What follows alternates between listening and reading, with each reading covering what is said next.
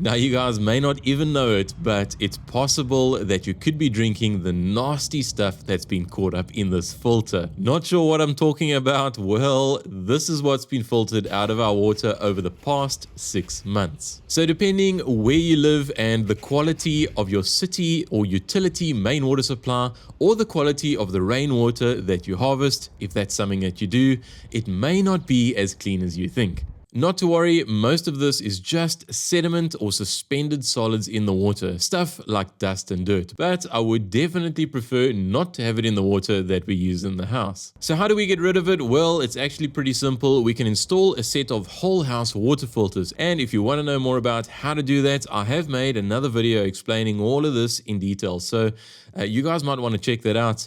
I'll leave a link in the description. I'll also maybe put up a card on screen, or watch to the end of the video. I will link the video as one of the recommended videos, and hopefully it pops up on your device. Now, if you guys already have a set of filters installed, I'd like to hear from you. When last did you change your filters and how dirty were they?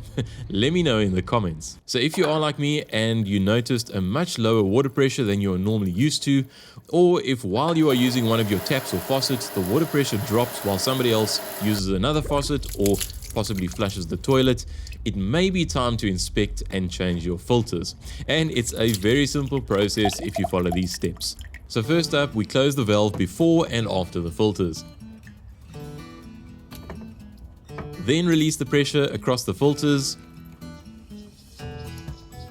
Then we can go ahead and use a filter spanner to unscrew and open the filter.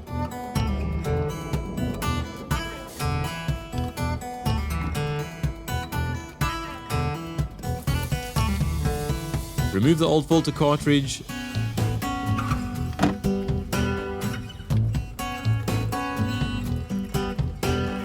Then go ahead and rinse out the housing, and if you prefer to wash it out with some soap or disinfect it with some bleach, that'll also work pretty well. Just remember to thoroughly rinse it out. Apply a small amount of food grade silicone grease to the O-ring seal, and this is to increase the lifespan of the seal, and it also makes it easier to remove next time around.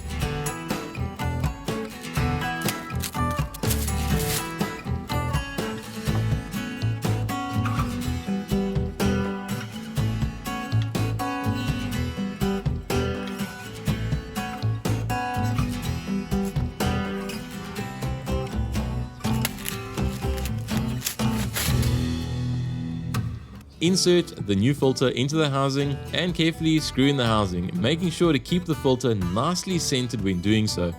If it falls to one side, it could end up getting caught like this, and then it's not going to seal properly.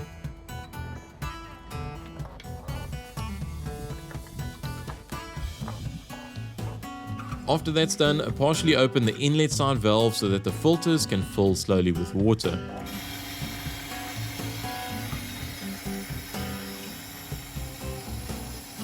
Then you can go ahead and bleed out all of the air, and I'm using the push button on top of the filter. Now you can also do this by opening the valve after the filters and then go ahead and open a faucet and let the water run until all the air bubbles are gone.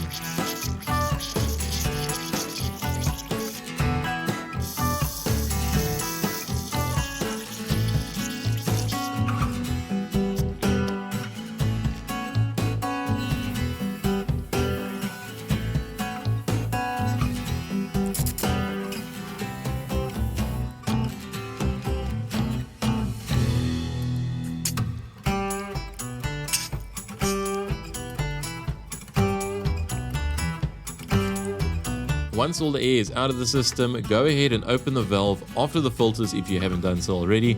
And that's it, job well done. Also, make sure to dry the area and check for any leaks.